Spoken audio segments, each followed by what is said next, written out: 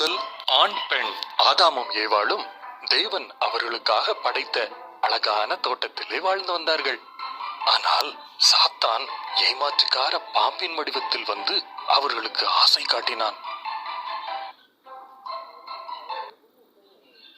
தேவன் உங்களை இந்த மரத்திலிருந்து பழத்தை சாப்பிடக்கூடாது என்று சொன்னாரோ என்று பாம்பு ஏவாளிடம் கேட்டது.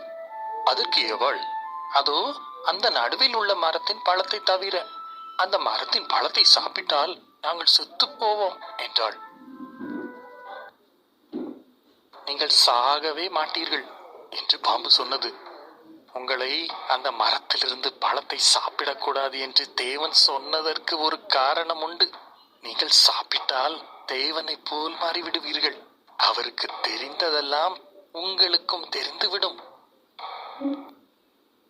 பழத்தை ஏவாள் சாப்பிட்டாள். அவளோடு இருந்த ஆதாமுக்கும் கொடுத்தாள். அவனும் அதை சாப்பிட்டான். அந்த நேரமே அதுவரை அவர்கள் அறியாதவைகளை அறிந்து கொண்டார்கள். அவர்கள் இப்போது நிர்வாணமாயிருப்பதை அறிந்து கொண்டார்கள். இலைகளை தைத்து தங்களை மறைத்துக் கொண்டார்கள். இதுவரை உணர்ந்திராத பயத்தையும் அவமானத்தையும் அவர்கள் உணர்ந்தார்கள்.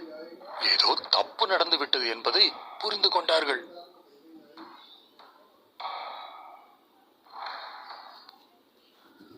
ஆதாம், ஏவாள் என்று தேவன் கூப்பிட்டார். நாங்கள் நிர்வாணமாய் இருக்கிறோம், அதனால் ஒளிந்திருக்கிறோம் என்றான் ஆதாம். இது உங்களுக்கு தெரிந்திருக்கிறது என்றால் நீங்கள் அந்த மரத்தில் இருக்கும் பழத்தை சாப்பிட்டிருக்கிறீர்கள். தேவன் பெருமூச்சு விட்டார். பிறகு ஆதாம் ஏவாளையும் ஏவாள் பாம்பையும் குறை கூறினார்கள்.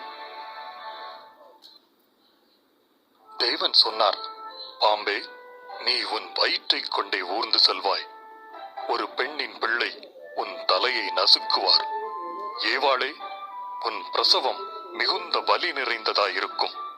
ஆதாமே, உன் உணவை உண்டாக்க நீ கஷ்டப்படுவாய். பின்பு தேவன் ஆதாமுக்கும் ஏவாளுக்கும் ஆடைகளை உண்டாக்கி கொடுத்து அவர்களை தோட்டத்தை விட்டு வெளியேற்றினார். அவர்கள் மீண்டும் தோட்டத்திற்குள் வந்துவிடாதபடி ஒரு ஒளி வீசும் வாழ் வைத்திருந்த தேவதூதனையும் காவலுக்கு வைத்தார்.